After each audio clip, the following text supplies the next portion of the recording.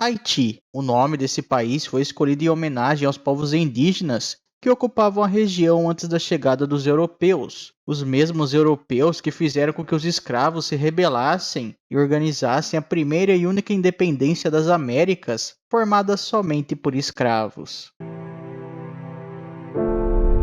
O dia 14 de agosto é comemorado como sendo o início da Revolução do Haiti, ou também chamada de Revolução Haitiana ou Revolução de São Domingos, uma das mais importantes revoltas do século XIX que foi disputada contra a França. E se você quer saber, até mesmo a França de Napoleão Bonaparte. Inclusive, nesse século aconteceriam vários processos de independência na América Latina, a maioria deles tendo influência de um evento que acabou levando até mesmo Napoleão ao poder. A Revolução Francesa. Mas antes da gente falar sobre a Revolução do Haiti em si, vamos voltar um pouquinho mais no tempo.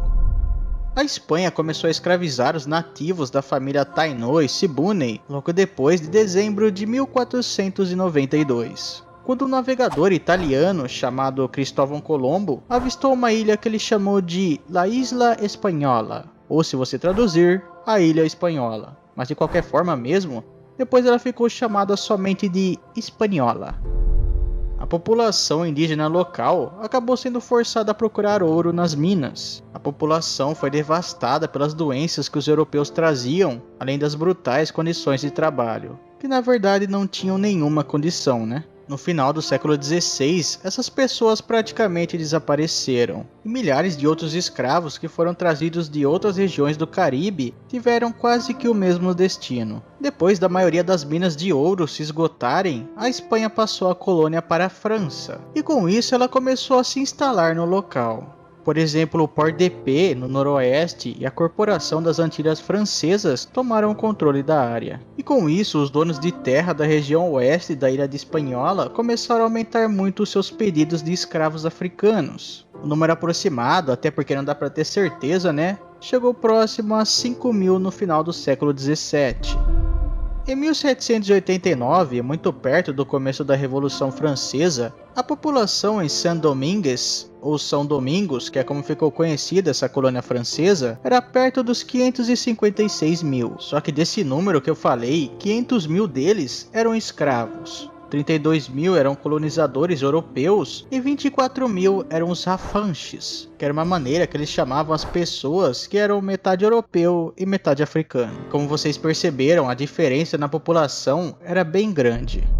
A população do Haiti era profundamente dividida em classes sociais, cores de peles e gênero. Para vocês terem uma ideia, os próprios afranches algumas vezes eram também donos de escravos. Eles tinham um desejo, que era ser igual aos colonizadores europeus, tanto socialmente quanto economicamente. Eles tinham medo e também rejeitavam muito a maioria que era formada de escravos, mas a verdade é que normalmente eles também eram muito discriminados pelos europeus. Esses últimos normalmente eram os mercantes, os donos de terra, os artesãos, os supervisores e várias outras coisas. A vontade dos afranches foi um dos principais motivos para a luta da independência da colônia. Uma grande parte da população era de origem africana, vinda principalmente do oeste da África. A maioria ficava nos campos, enquanto os outros ficavam nas casas, como se fossem serventes. Tinham também os caldeireiros, que seriam aqueles que ficavam nos engenhos de açúcar. E, por incrível que pareça, tinha alguns escravos que trabalhavam como se fossem motoristas. Como em vários outros lugares, os escravos aguentavam exaustivos dias de trabalho, e também morriam frequentemente de lesões, infecções e doenças tropicais. A malnutrição e fome também eram algumas causas bem comuns. Alguns desses escravos conseguiram escapar para o interior montanhoso,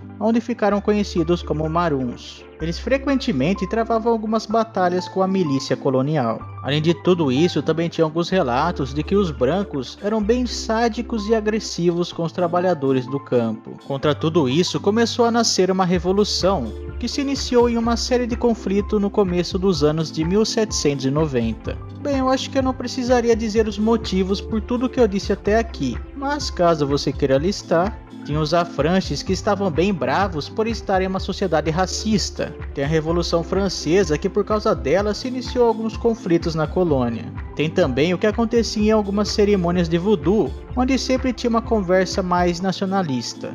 E é claro, aquela brutalidade dos senhores de escravos e também algumas guerras que aconteciam entre as potências europeias. No caso do voodoo, ele tá tão ligado nisso tudo que lembra do dia 14 que eu disse que era o início da revolução e era a comemoração? Então, foi nesse dia que um sacerdote voodoo e também quilombola, o Dutch Bookman, profetizou que tudo isso iria acontecer. Vicente Auger, filho de europeu com africano, acabou entrando em uma assembleia em Paris para pedir reformas coloniais. Mais tarde acabou se levantando contra eles, mas foi capturado, torturado e morto. Em 1791, o governo revolucionário da França prometeu dar cidadania aos afranches, só que a população europeia do Haiti acabou desconsiderando a lei. Em 2 meses começaram os conflitos entre os afranches e os europeus. Em agosto, milhares de escravos se rebelaram. Os franceses até que tentaram segurar a rebelião. Eles deram cidadania para os afranches em 1792, mas o país acabou sendo dilacerado por facções rivais. Algumas que tiveram até mesmo apoio de alguns colonizadores espanhóis e algumas tropas britânicas na Jamaica. Em 1793, um comissário chamado Legué Félicité Santonax foi enviado pela França para tentar manter a ordem na colônia. Ele chegou a oferecer a liberdade para todos os escravos que se alistassem no seu exército, e depois ele acabou abolindo completamente a escravidão, o que um ano mais tarde foi reconhecido pela França. No final dos anos de 1790, Toussaint Louverture, que era um líder militar e ex-escravo, acabou dominando algumas partes de São Domingos e ganhou o apoio de alguns agentes europeus e até mesmo jurou lealdade à França. Só que na realidade tudo que eles pediam, ele fazia ao contrário. Ele fez até mesmo alguns acordos com os britânicos. Em janeiro de 1801, o Toussaint foi nomeado governador-geral vitalício. Ele instalou meio que um regime militar, colocou camponeses para trabalharem de novo nos campos e encorajou alguns proprietários franceses a voltarem. Mas em dezembro do mesmo ano, o Napoleão queria ter o controle da ilha, então ele queria instalar um regime antigo. Então ele enviou para lá o seu cunhado, o Charles Leclerc, como uma força especial. Leclerc e Toussaint lutaram por vários meses até concordarem em um armistício. Só que depois os franceses acabaram com o acordo, prenderam Toussaint e levaram ele para a França, onde ele morreu em 1803. Alguns tenentes do Toussaint, como Jean-Jacques Dessalines e o Henri Christophe, voltaram para a guerra contra os franceses e contaram com alguns eventos a favor deles, como por exemplo a epidemia de febre amarela na França. Essa epidemia, inclusive, acabou levando o Charles Leclerc. Outro evento foi a volta do conflito entre a Grã-Bretanha e a França. Em 18 de novembro, o exército de Dessalines acabou vencendo os franceses na Batalha de Vertières, conquistando o último reduto francês. Depois disso, os franceses teriam 10 dias para evacuar. Em 1º de janeiro de 1804, toda a ilha foi declarada independente, sob o nome de Haiti. Bem galera, o vídeo foi esse, espero que vocês tenham gostado, não esqueçam de avaliar deixando o like ou dislike, e se não estiverem inscritos no canal, se inscrevam aí, beleza? E deixem aí nos comentários algum assunto para um próximo vídeo. A gente se vê na próxima, falou!